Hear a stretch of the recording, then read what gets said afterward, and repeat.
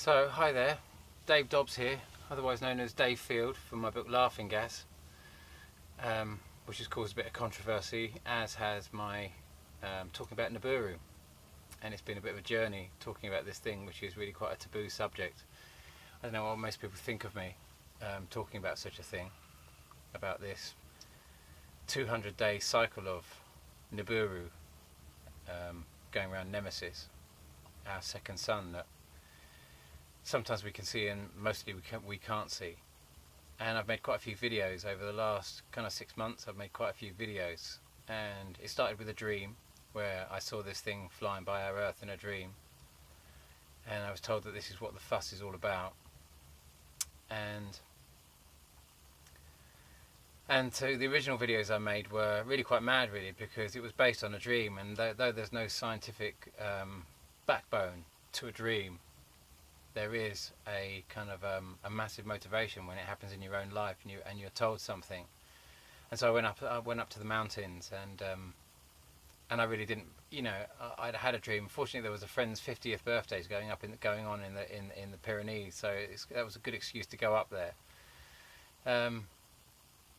And when we got up there, or when I got up there, and with my ex-partner Dana, we saw this thing up in the sky, and we took a picture of it, and I'll show you that picture. Hopefully it will be coming up on the screen. That was the initial point where a dream turned into a reality for me, where I started realizing there really was something going on, and that all these earthquakes, all these volcanoes, all these sinkholes, all these climatic changes, massive storms and everything else like that, along with all these big geological changes, these shifting north poles, and no end of other stuff and strange anomalies that are going on.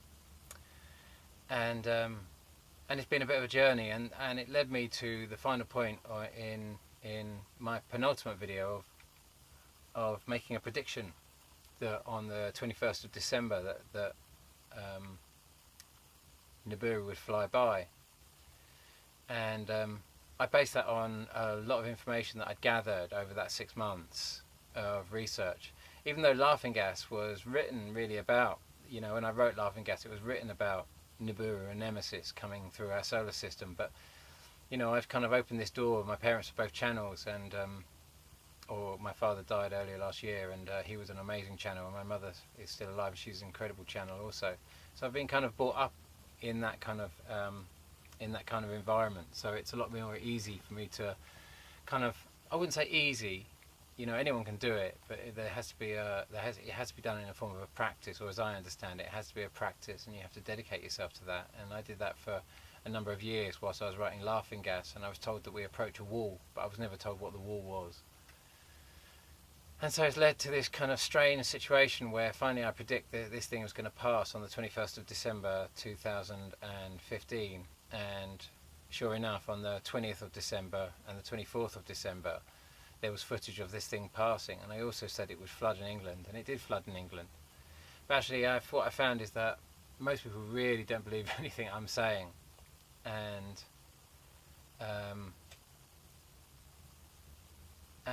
there's an enormous amount of doubt about the whole story. And I realised there's not a lot I can do about that other than shout out my truth and try and show as much evidence as I can find, which I've really tried to do. I really tried to bring everything to the table and try and demonstrate what I'm talking about. I've struggled to believe it myself, and it's caused an enormous amount of difficulty in my own life, because you can imagine many of my friends think I've completely lost the plot. So I think I've lost a lot of friends in that process, or at least I've lost a lot of respect from a lot of friends.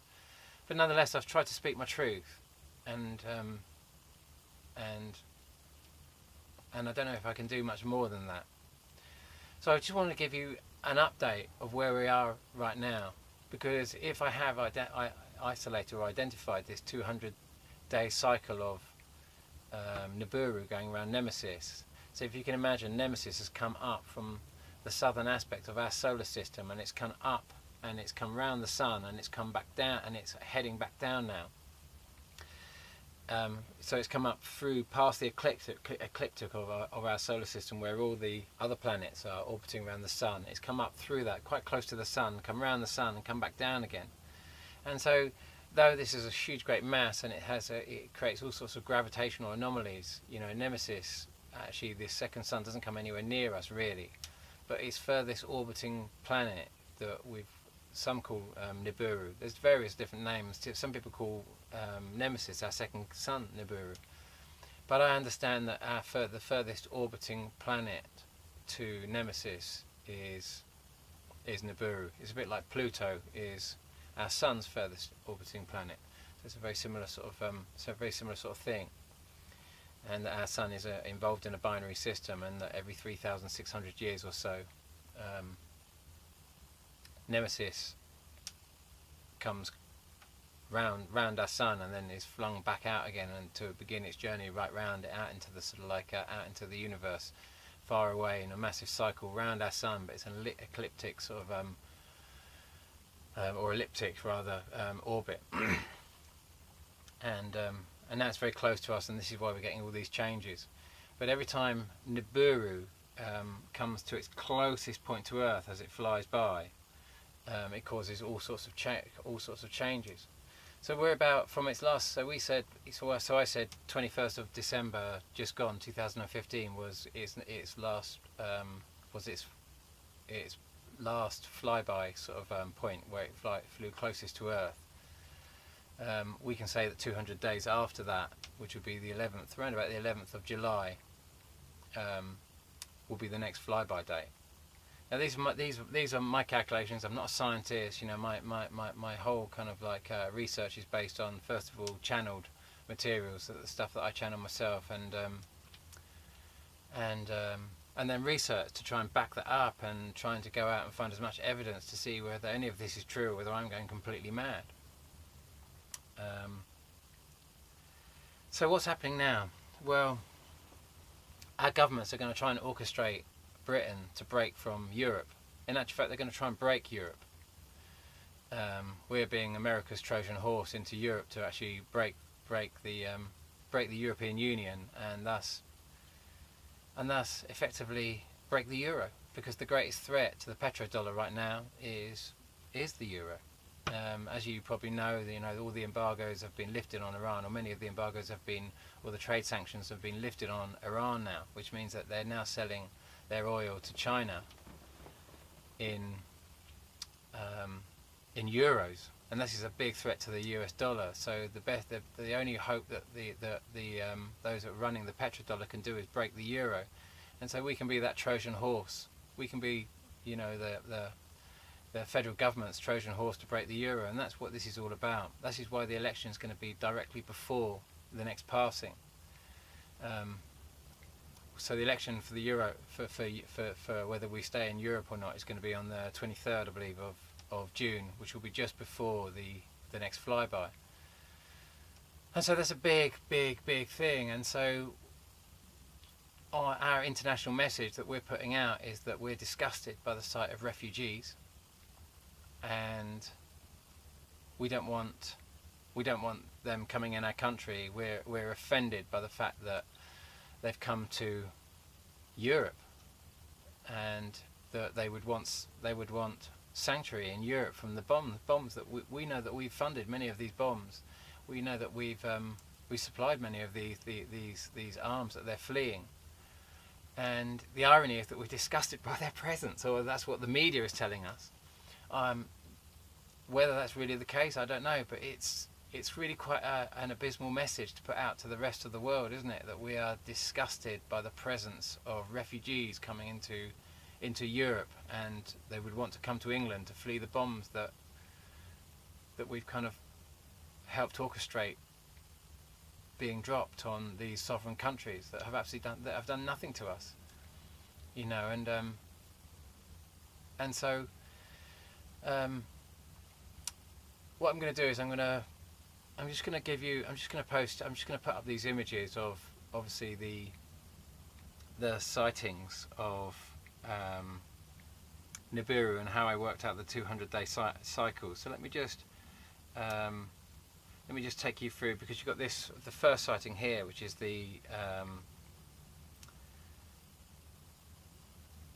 which was actually seen on the 5th and the 27th of August 2011, and this was the first sighting. And then thereafter it becomes 200-day intervals. We've got this next sighting on on February the 2nd 2012, which is an unknown location, but I suspect it's probably New Zealand, because you tend to have to be in the sort of like southern hemisphere to see it. So it's going to be somewhere in the southern hemisphere, I would imagine, but I don't honestly know where it is, because the person who posted the video didn't say. They were just very curious of what it was.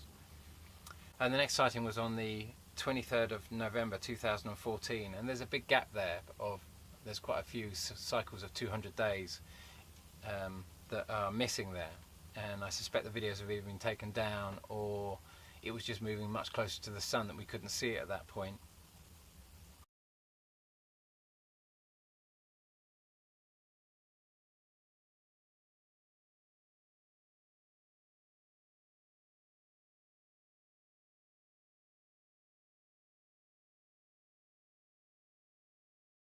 So it's those sightings that led me to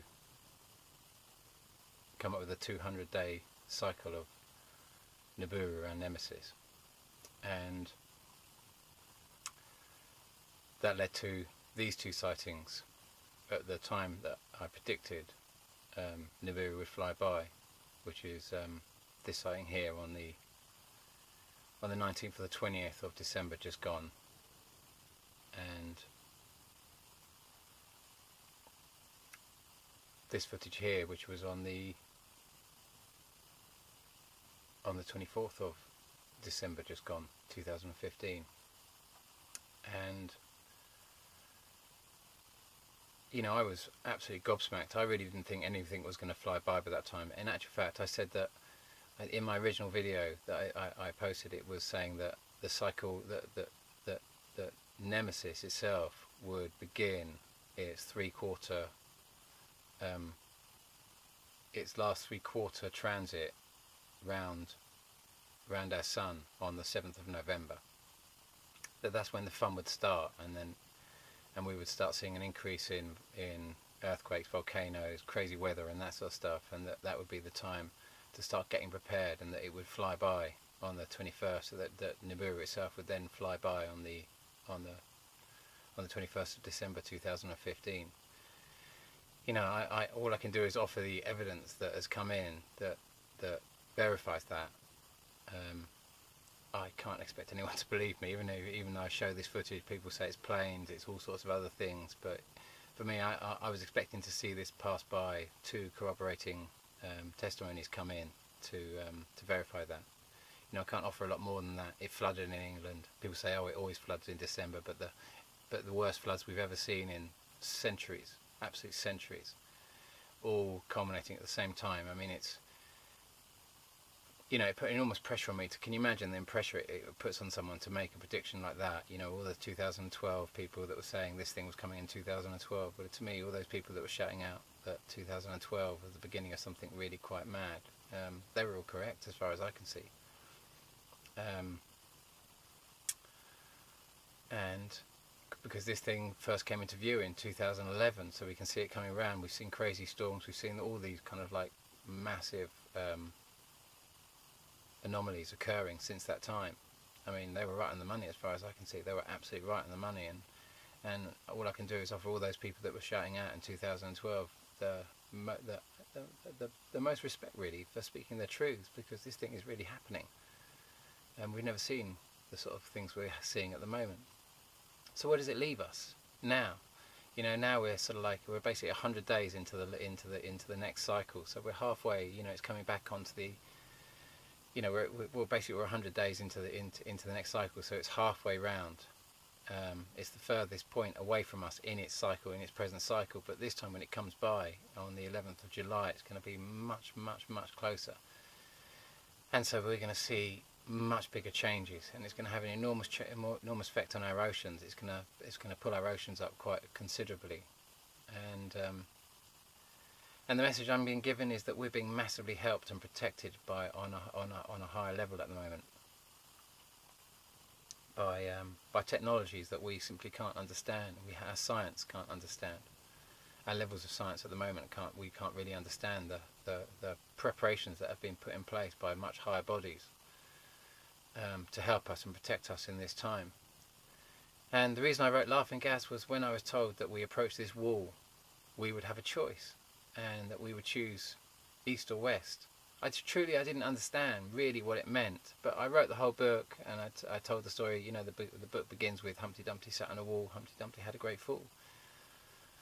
All the king's horses and all the king's men couldn't put Humpty together again, and it ends with welcome to the wall, and this is the wall. And if we choose to leave Europe, we'll be leaving all our human rights. We'll be losing the European Court of Human Rights. We'll be walking away from that. And then I guarantee you all those people that are calling out for UK independence, all of those same people are the ones that want to sign us up to TTIP, which is the Transatlantic Trade and Investment Partnership. And we've seen what happened when Canada signed a similar trade agreement, and they've become the most sued nation on the globe as a result of signing that. They can't legislate anything. There is no human rights left in Canada because they can be sued. Anything that threatens corporate profit is a restriction on free trade. Your human rights become a restriction on free trade. Water is a human right. That's why we can't sign TTIP all the time we're part of the European Alliance, because water is a human right. So if we leave Europe, we also leave this protection which is being offered to us, because we align ourselves with something very, very dark, something very subversive, something that will bring the vibration of this nation. The UK will be brought down to a very, very low vibration, and all the protection that's being offered to us will be revoked, because those that put this protection up will not align themselves or protect something which is a subversion to human rights, which is against us, which is attempting to bring this nation down. And so we walk away from that if we do that. You know, and that seems such a tragedy, to walk away from all of those things. I can't see how signing the TTIP agreement is going to keep UK independent. We're not even allowed to see the agreement, but we know that it places intellectual property higher than our own sovereignty, which means we're powerless against it. You can't have a vote to get out of it. You can't leave it. It's not like Europe. At least you get a vote to leave Europe. You know, that's because it's a democratic process. It involves people. It's run. There's no democracy in this TTIP agreement. It's just corporations that run it. There's no democracy in NATO. And the elements that are in Europe that are bringing the whole thing down is actually the European Commission. It's not part of the elected body, as in we have the European Parliament, which is a completely democratic process. It's quite an amazing process, really. It's a proportionately run system. It's one of the most complex and fairest democratic systems that have ever been created on this planet. The fairest system. And so the way the Tories have taken over this system is repulsing everyone out of the system and telling everyone, oh, what a horrible system it is. But they're all the ones that vote. They're all the ones who have completely taken over it. You look, you know, in the last election, we can see that UKIP and the Tories collectively take the greater majority, and the masses just didn't vote at all. And that's the most likeliest thing that's going to happen in this next election, is that you're going to think, oh, I just don't know what to do, and you're not going to vote. And you're going to sit it out, and you're going to sit on the fence like a Humpty. And if you sit on the fence like a Humpty, then you voted. You really have voted. Don't think you haven't voted. In a proportionally represented system, there are no losers. The only losers are the ones that don't vote. You don't, because every vote is counted in a proportionally represented system. So all they can do is try and bore you out of that system and repulse you out of the system. And they're telling you that you should be disgusted by these refugees that are fleeing the bombs that have come from our country. And so it comes back to you, really. It comes back to the individual. What you think. If you'll vote by not voting. You'll vote by sitting on the fence and not voting in this election at all. And that is unfortunately the most likeliest outcome for the masses in this country, is to not vote at all. To think, oh, I don't know about Europe. Do I want to be part of Europe, or do I want to be part of America? Do I want to be saddled up to the sort of like sweaty crack of US imperialism? Do I want to be saddled up to a European democratic process that encompasses human rights, the European Court of Human Rights? You know, it's not really that much of a complicated choice, because I guarantee you all those people that want us out of Europe are also the people that want us part of TTIP. And so we have a choice. And if we choose to cut our anchors and break away from Europe,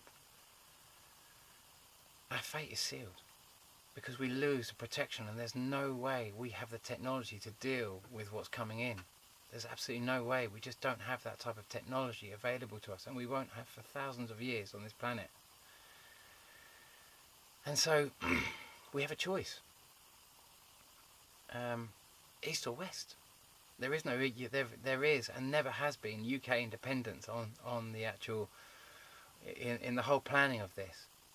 There isn't, you know, we're either aligned with the east or we align with the west, and that's the choice. You can confuse it, you can throw anything you like at it, but it's never going to be in the choice that we're being offered. Britain just being an independent state, we will become part of the US empire, and we will lose all our sovereignty as a result of that, because we will have no power against these private courtroom processes that will take over this country once we join TTIP. We lose all sovereignty. Corporations can do anything thereafter. We'll be run by Monsanto, Mon-One-Santo, Saint, the one God, that wants to rule over this world and genetically modify everything, including, no doubt, the human state itself. And so that's where we're at the moment. And so I can't really say any more than that, other than you have a choice. You have more choice and more power right now than you might realise. Right now you're part of a democracy. If we leave Europe, you will leave all parts of democracy behind. All of our existing constitution, or what was the Magna Carta, it's all been broken up by, you know, agreements like the Nice Treaty that have just broken the original mandates in the Magna Carta, and we've got nothing left. We will be a conquered nation, run by corporations, only corporations. They will have all the power, and thereafter we will be a conquered nation with no choice, no vote as such, because you'll be powerless against those corporations. You'll have no representation, and if you have no choice and no representation, then you've got no sovereignty. It's over. We're conquered. And that's where we are. So I want to finish this video with some footage that I shot in the jungle in Calais around about Christmas time, and I've been waiting for the right time to post those videos. And they're just I just spoke to some of the refugees, or some of those that they're not even refugees, they're asylum seekers seeking refugee status, but actually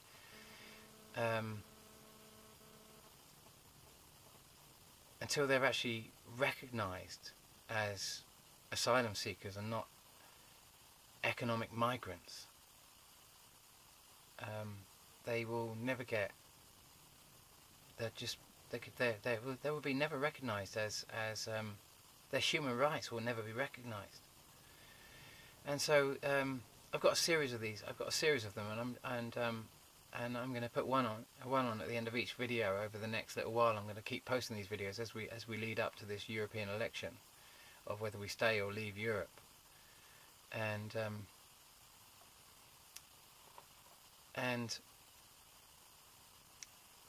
the first video, the first shot, the first person who speaks, his name is Rommel. I'm not going to show his. I'm just going to use his first name, and I'm not going to show his face because he's been applying or trying to apply for asylum in Britain. If I show his face, because obviously Britain's not going to accept him, because we're obviously, you know, our governments and the media is running this whole hate campaign of refugees. So I can't show his face because I could risk his application to to be recognised as an asylum seeker in another country because of his intention to become to seek refugee status in the UK. If I show his face, I could destroy his opportunity of establishing a asylum in another country. So I'm just going to show bits of his collars, maybe his hands and a few little bits, but I don't show his face. I don't want to risk his opportunity of finding asylum in another country. But you can hear what he has to say. It's a harrowing tale, and I've got several of these tales. It's, it was heartbreaking there to see these people that, it's just heartbreaking, and to see all the British going over to Calais, to the jungle to help these people. I realise I'm not alone in my opinion. I think many people recognise that these people are genuinely in need of asylum, because if they don't get it, they're going to be sent back, probably to Turkey, where their chances of survival are going to be very low. And my heart goes out to them, really. So thanks for watching this video. I really hope that you vote in this European election, and I really hope you vote to stay in Europe, because if you don't vote, then you voted. Believe it or not, you have voted. You very clearly voted. If you just sit on the fence like a Humpty and do nothing, don't think you haven't voted. You really have voted. You've made a very, very powerful choice.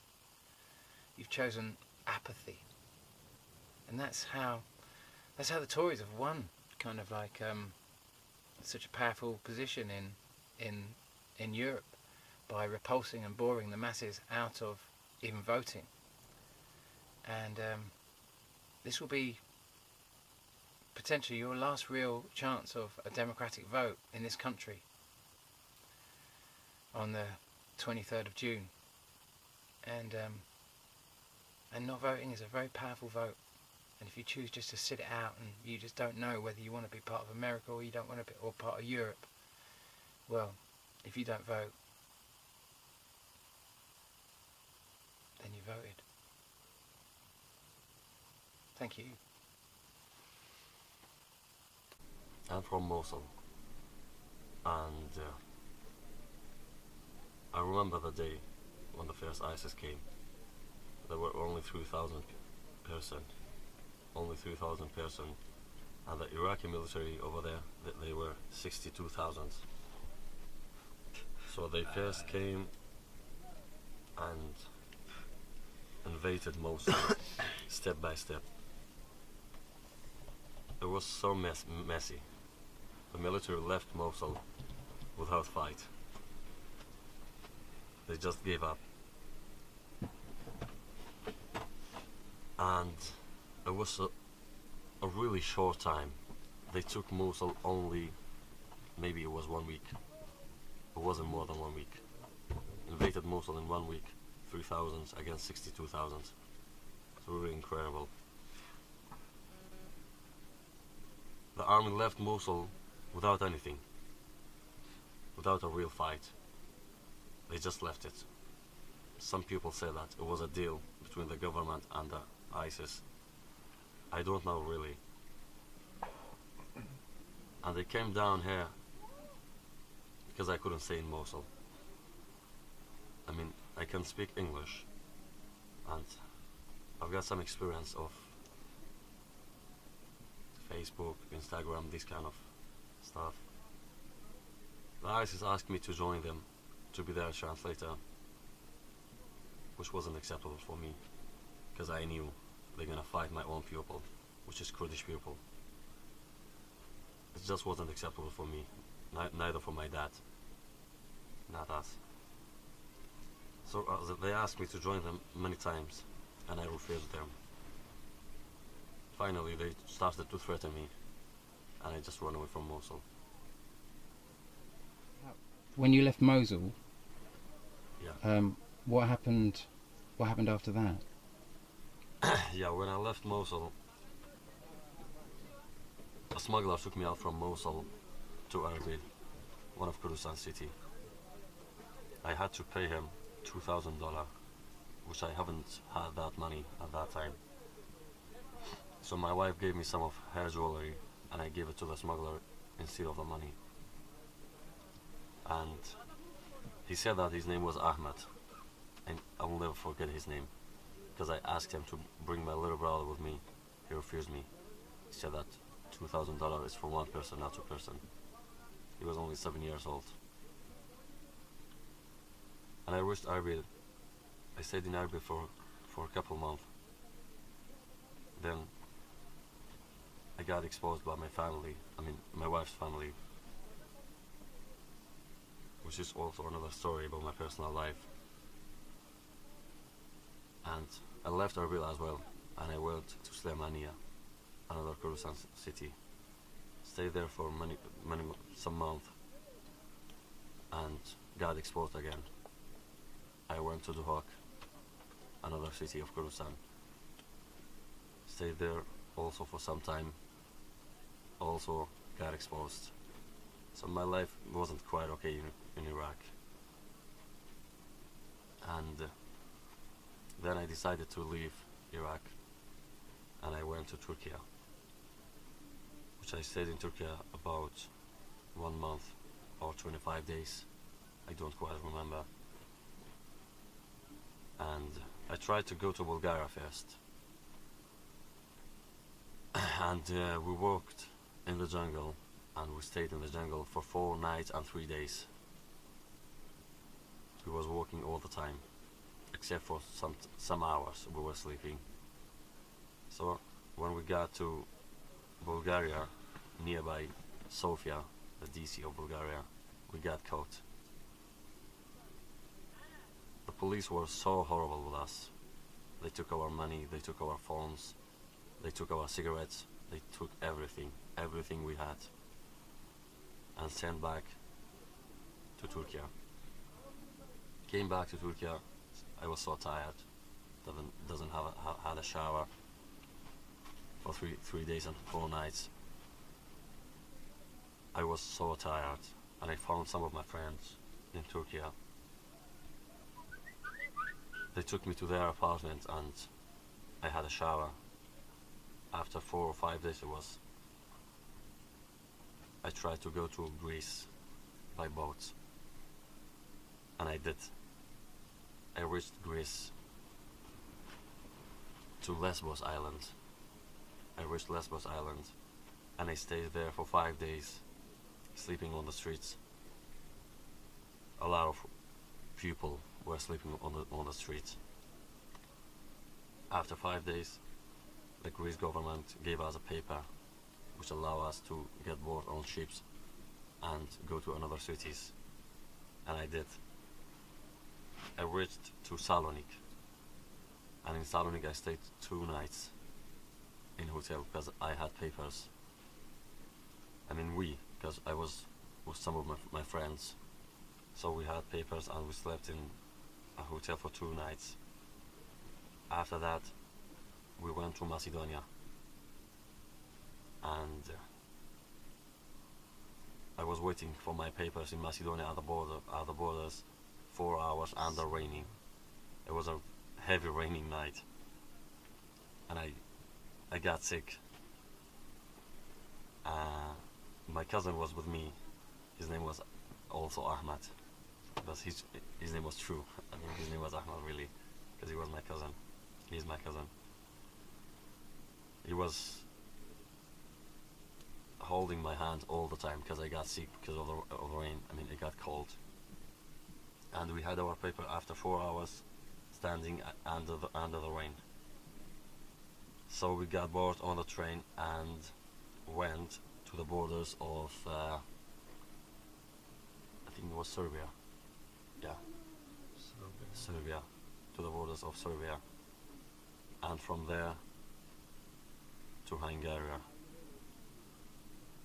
then to Austria. I had to wait many hours to get the papers of these countries. And from Austria,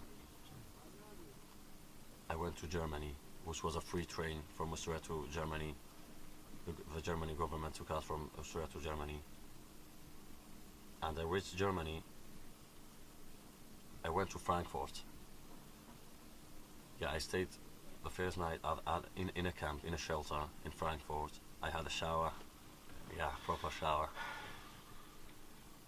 And then I left the shelter and I went to Mannheim because I have a friend in Mannheim, and I went to see him, and I stayed with him for a couple nights. Then I left Germany and I came to Paris. I came to Paris and it was night. Maybe it was about 1 a.m. other night when I reached there, and there wasn't any train from Paris to here, to Calais. So I stayed on the street that night. It was a freezing night. And I stayed and slept on the street without sleeping bags, without blankets, without anything. I slept on the street. The next morning I woke up. I went to the train station, which is not the same train station, it's another train station. And I came to Calais. And I lost the counting. I was counting the days before, but I lost it. It is maybe about 2 months and a half or 3 months. I don't quite remember. I'm here for a long time. Here, all of us, we came here to get to England, to UK, and UK government, they just can't allow this. We wasn't expect this from the government. Definitely wasn't expect this. I mean, all the European countries, they opened the borders, except for UK. Except for UK, we wasn't quite accept this from them. Do you consider yourself a? I just use this as the phrase which we're hearing all the time, but you know, as I drove in, I saw the sign. I think it was we're not migrants, we're refugees, or we're not migrants. Perhaps it was, but it was along that line. It's a terrible category to be placed into, you know. And I've travelled an enormous amount myself in countries that were doing really well, and I've been an economic migrant, if you will. But would you consider yourself an economic migrant, or would you consider yourself a refugee? I'm a refugee. Yeah. More than a refugee. Yeah. And would you say that? Do you feel that your plight is very similar to many people on this site? Well, I'm not quite sure, but I think so. Yeah. Yeah, we're all refugees, and we are here to get to UK. Rommel. Yeah. Thank you so much for your time speaking to the camera, and thank you for sharing your story. Thank you. You're most welcome. Hello. And you're. Go for it. So, hi there, Dave Dobbs here, otherwise known as Dave Field, from my book Laughing Gas, which has caused a bit of controversy, as has my talking about Nibiru. And it's been a bit of a journey talking about this thing, which is really quite a taboo subject.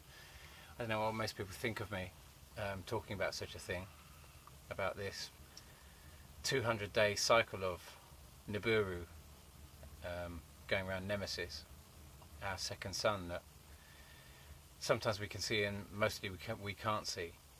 And I've made quite a few videos over the last kind of 6 months. I've made quite a few videos, and it started with a dream where I saw this thing flying by our Earth in a dream, and I was told that this is what the fuss is all about.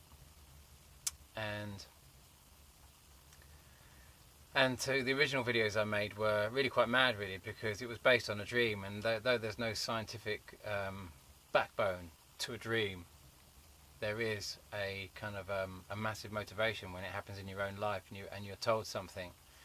And so I went up to the mountains, and I really didn't, you know, I'd had a dream. Fortunately, there was a friend's 50th birthday to go, and I realised there's not a lot I can do about that other than shout out my truth and try and show as much evidence as I can find, which I really try to do. I really try to bring everything to the table and try and demonstrate what I'm talking about. You know, I struggle to believe it myself. and it's caused an enormous amount of difficulty in my own life, because you can imagine many of my friends think I've completely lost the plot. So I think I've lost a lot of friends in that process, or at least I've lost a lot of respect from a lot of friends.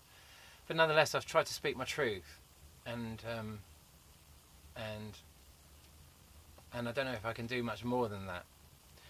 So I just want to give you an update of where we are right now, because if I have isolated or identified this 200-day cycle of Nibiru going around Nemesis. So if you can imagine, Nemesis has come up from the southern aspect of our solar system, and it's come up and it's come round the sun and it's come back down, and it's heading back down now. So it's come up through past the ecliptic of our solar system, where all the other planets are orbiting around the sun. It's come up through that, quite close to the sun, come around the sun and come back down again.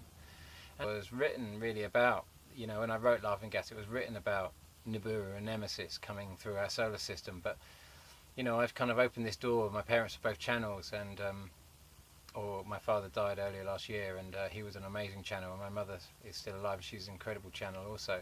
So I've been kind of brought up in that kind of environment. So it's a lot more easy for me to kind of, I wouldn't say easy, anyone can do it, but it has to be done in a form of a practice, or as I understand it, it has to be a practice, and you have to dedicate yourself to that. And I did that for a number of years whilst I was writing Laughing Gas, and I was told that we approach a wall, but I was never told what the wall was. And so it's led to this kind of strange situation where finally I predict that this thing was going to pass on the 21st of December 2015, and sure enough, on the 20th of December and the 24th of December there was footage of this thing passing. And I also said it would flood in England, and it did flood in England. But actually what I found is that most people really don't believe anything I'm saying, and